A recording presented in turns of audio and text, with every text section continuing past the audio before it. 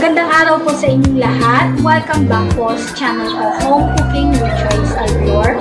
I'm not a chef, but I love to cook and my passion is cooking.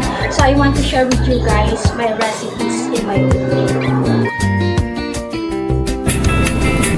Hi guys! Welcome back to my vlog. So it's cooking time again with Joyce Albior. So for today, I will share to you our version of chicken teriyaki. So ang ating ingredients ay meron tayong Japanese sake. So mabibili po yan sa supermarket nationwide.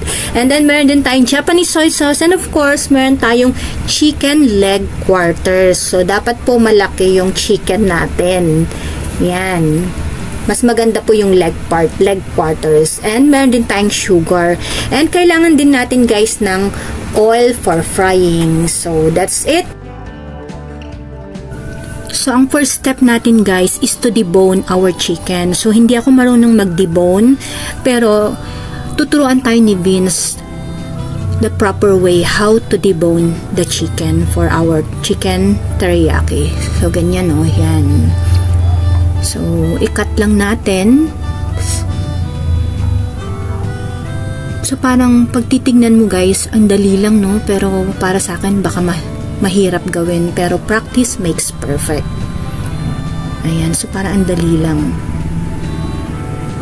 Ayan, so let's watch the proper way how to debone the chicken.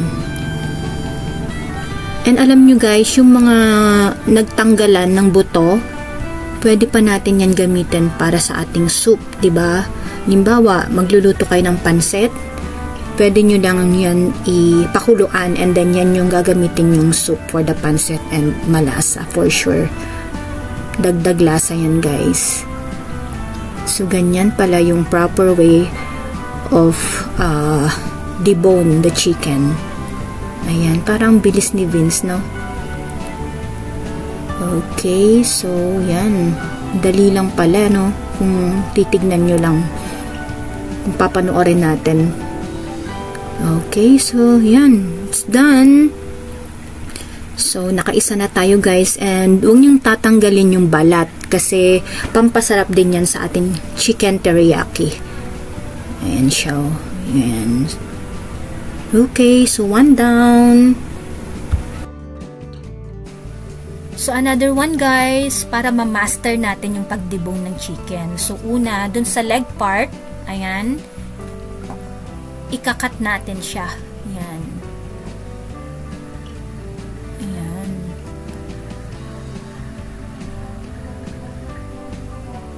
Okay, so para matanggal yung buto mismo. Okay, good. Galing. And then the other one, sa may part ng, ano ba yan, rib part ba yan? Kasi medyo, ano yung chicken natin, malaki yung cut niya. Ayan siya. Parang ang dali lang, diba? So, itong video na to is best for beginners who wish to try to cook teriyaki, chicken teriyaki, and of course, how to debone the chicken. Ayan guys, so.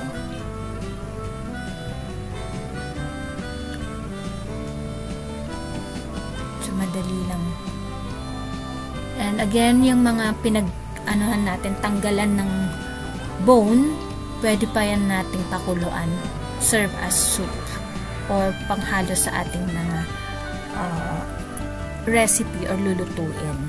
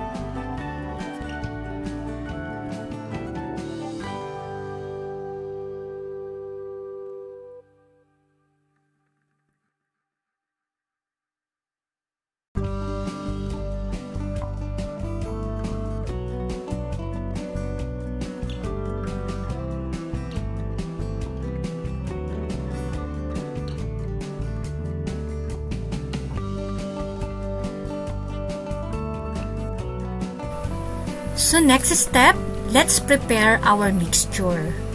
So for Japanese soy sauce, we need 1 cup.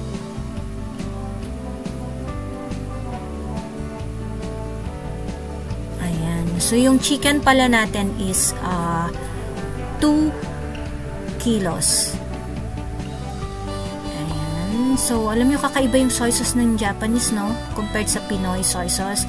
And then sa ating cooking sake, we need 1.5 cup.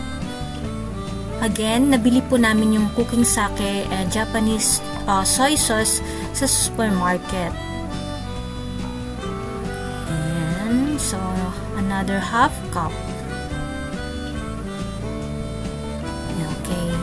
And then next is the sugar. So, wash sugar ata yan, hindi ganong brown. So, kailangan natin ng 100 grams of wash sugar or brown sugar. Ayan, sa ating 2 kilong chicken leg. Sa ating chicken teriyaki. Okay, and then mix well. Excited na akong tikman ang ating chicken teriyaki. Ayan, mix well lang guys.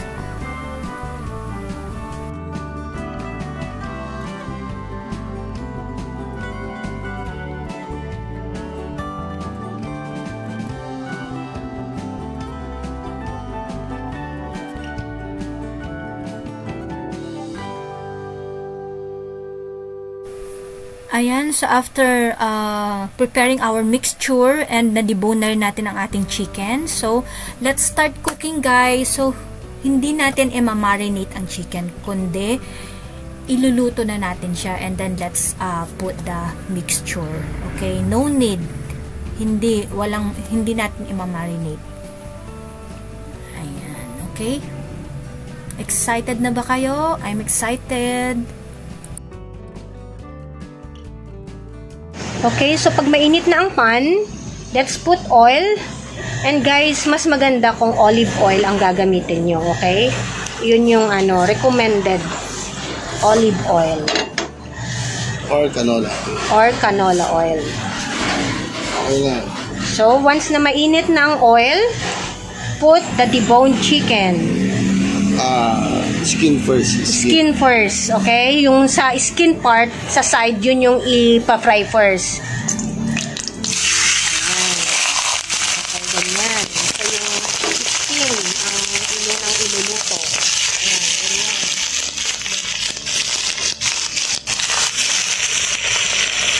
Pwede sa talsik. Matalsik ka dyan.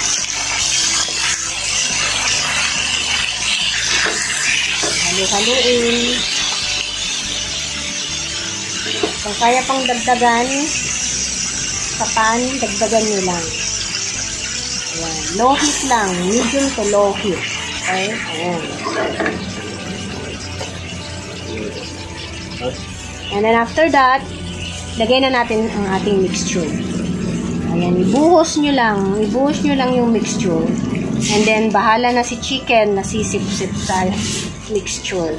Ayan, ganyan lang ang pagluto ng chicken teriyaki. Angat mo konti para makita to.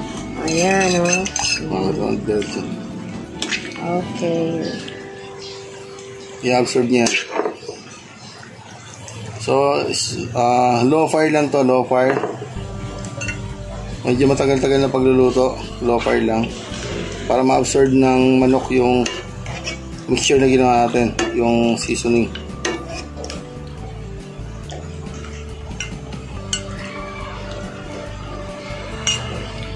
So, yun natira para sa second batch to.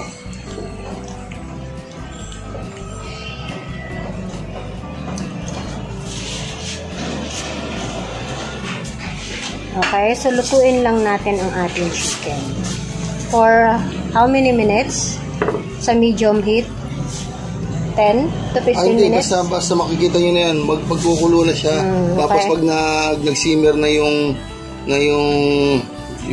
absorb na ng mixture nga, makita nyo magmamantika yan. Dun pa lang siya. malalaman, makikita na paluto na siya. Okay. So for now, waiting game tayo dito. Medyo matagal to. Probably mga 20 minutes. Pwede bang takpan? Tatakpan natin. Okay.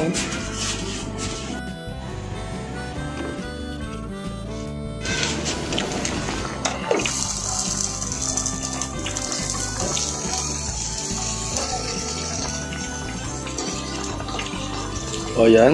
Balik rin lang natin. Para maluto naman yung kabilang side.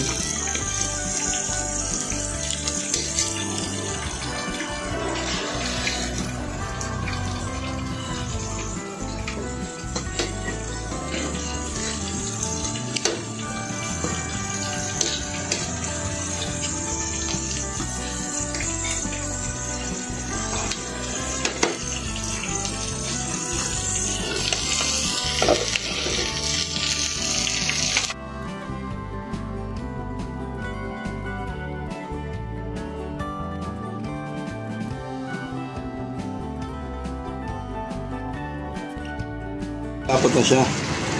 Ayan o guys, nagmamantika na. Parang, medyo malapot na tingnan mo. Oo, lumalapot na yung... So, kailangan ibalitad yan. Ayan o. So, dapat, oo nga o, tingnan mo yung chicken. Ang magiging itsura nito dapat medyo golden brown. Brown. Oo. Tingnan mo o, golden brown na. Ayan o. Nag-golden brown na nga siya o. Tapos, kailangan gano'n sa halos. Yeah, ang galing.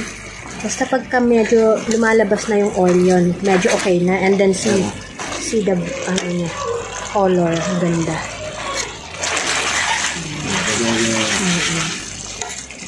So, ang nagpapakulay sa kanya is yung nilagay nating mixture, di ba? Ayan o.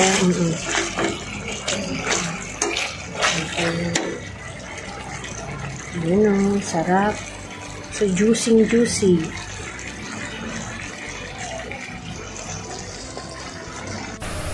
Ayan guys, so after 20 to 30 minutes of cooking the chicken, okay na siya guys, pwede na to kasi nag-caramelize na siya, the sugar has been caramelized, and also tingnan nyo yung mixture natin naging oil na siya. Kung nagmamantika na, that's the time na malaman nating luto na yung chicken teriyaki natin, na okay na ang chicken teriyaki natin. Ayan o, yummy.